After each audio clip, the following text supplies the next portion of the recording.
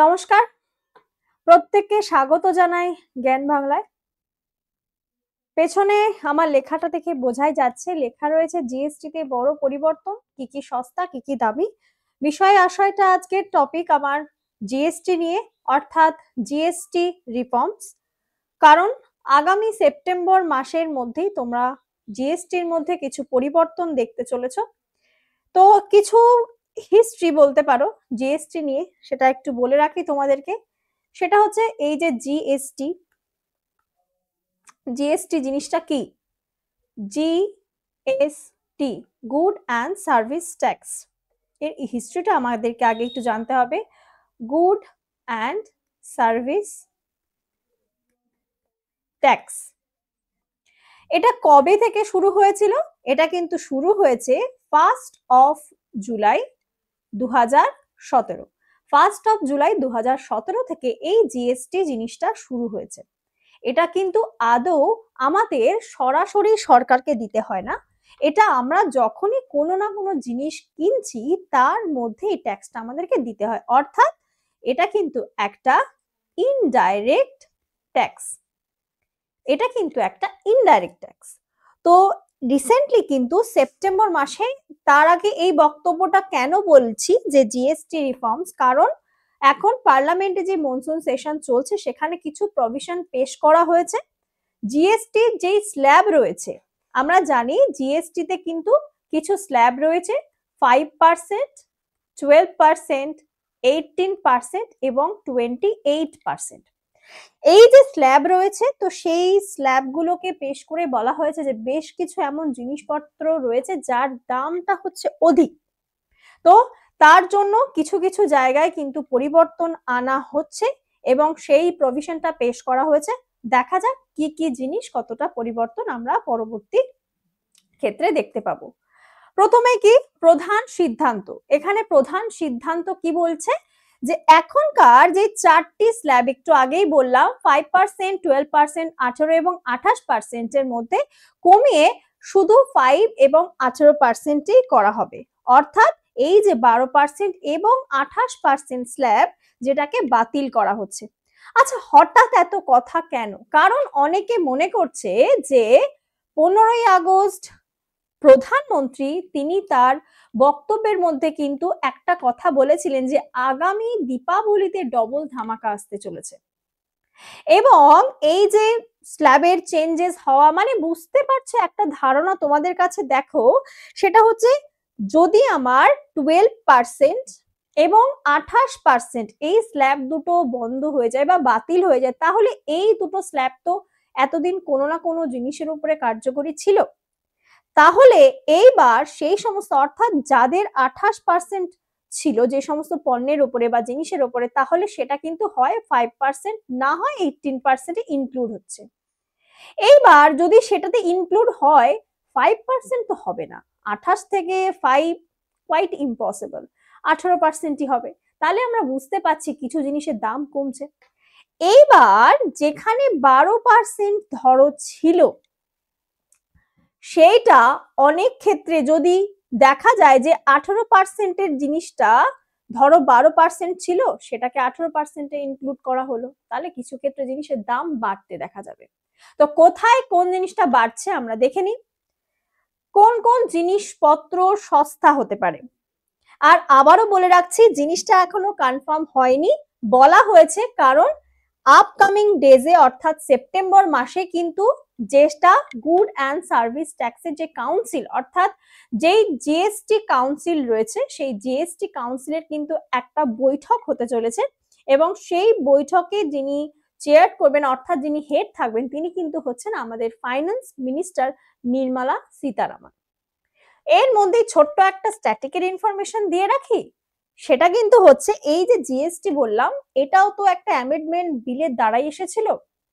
এটা কিন্তু 2017 সালে যে বললাম 1 জুলাই 2017 সালে এটা যে কনস্টিটিউশনাল অ্যামেন্ডমেন্ট বিলে পাস হয়েছিল, সেটা কিন্তু 101। এটা একটা স্ট্যাটিক পোর্শন জানিয়ে রাখলাম। আচ্ছা, এবার চলো, এখানে বলছে কোন কোন জিনিসপত্র সস্তা হবে। সস্তা হবে কোনটা? যেটা 12% থেকে 5% নামতে পারে, অর্থাৎ 12 এবং 28 যদি বাতিল হয় তাহলে 12টা বলছে 5% আসবে, 18তেও যেতে পারে, সেটা এখনো কোন কোন জিনিস স্পেসিফিক ভাবে কিন্তু বলা হয়নি। কি বলছে, কাপড় অর্থাৎ ক্লথস, গার্মেন্টস, সেই সমস্ত জিনিস কিন্তু হতে পারে সস্তা।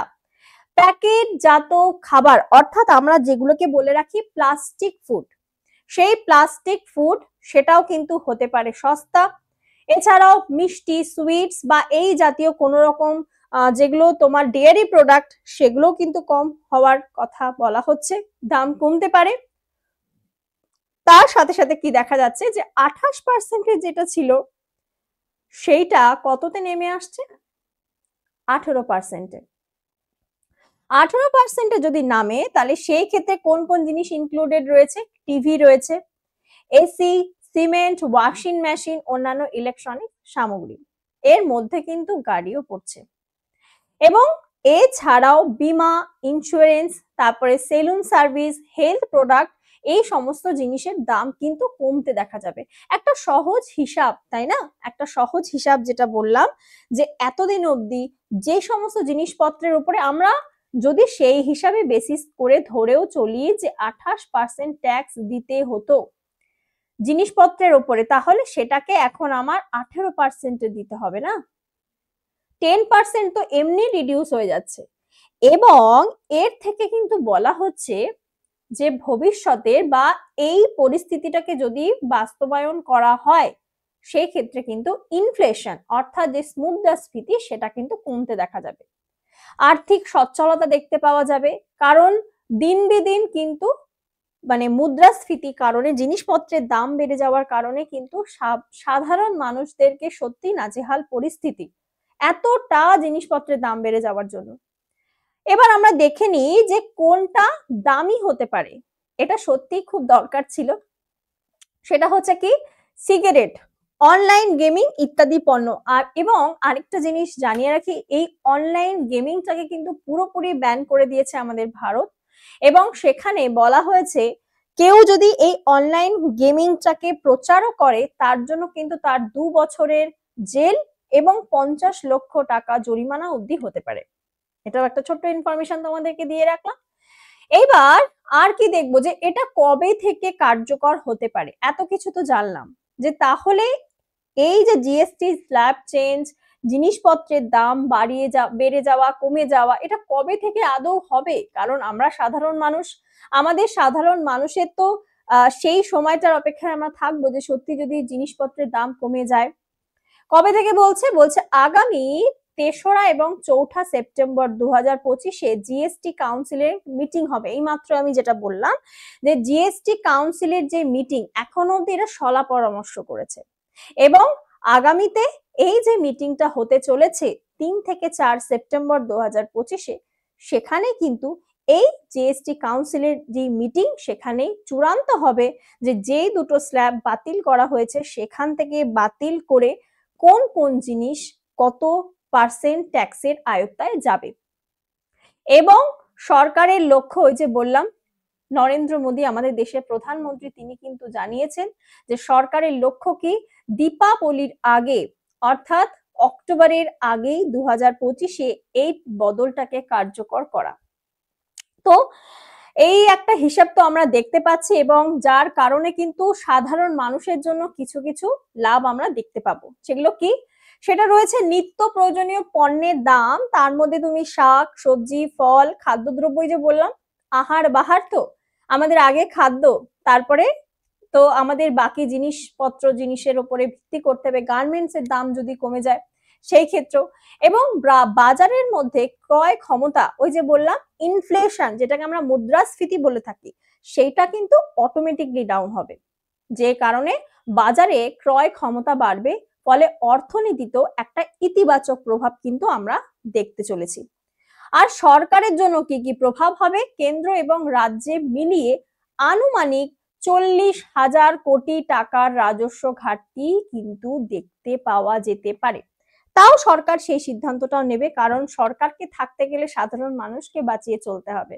তো দেখা যাচ্ছে 40 কোটি টাকার মতো রাজস্ব ঘাটতি সরকারের জন্য দেখা যেতে পারে। তবে বাজারের খরচ বাড়লে সেটা কিন্তু ঘাটতি পোষণের সুযোগ থাকবে, সেই ডেফিসিটটা বা সেই ঘাটতিটা কিন্তু সরকার পূরণ করে নিতে পারবে। তো এই ছিল একটা ছোট্ট ইনফরমেশন যেটাকে বলছি আমরা জিএসটি রিফর্মস, একটা জিস্ট তোমাদেরকে বুঝিয়ে দেওয়ার চেষ্টা করলাম। যদি তোমাদের ইনফরমেশনটা ভালো লেগে থাকে আমাদের জ্ঞান বাংলা চ্যানেলকে অবশ্যই সাবস্ক্রাইব করে দিও এবং বেল আইকন প্রেস করে রেখো নতুন ভিডিওর আপডেটের জন্য। সবাই ভালো থেকো, সুস্থ থেকো আর সাবধানে থেকো। দেখা হচ্ছে আবার নেক্সট কোনো ভিডিওতে।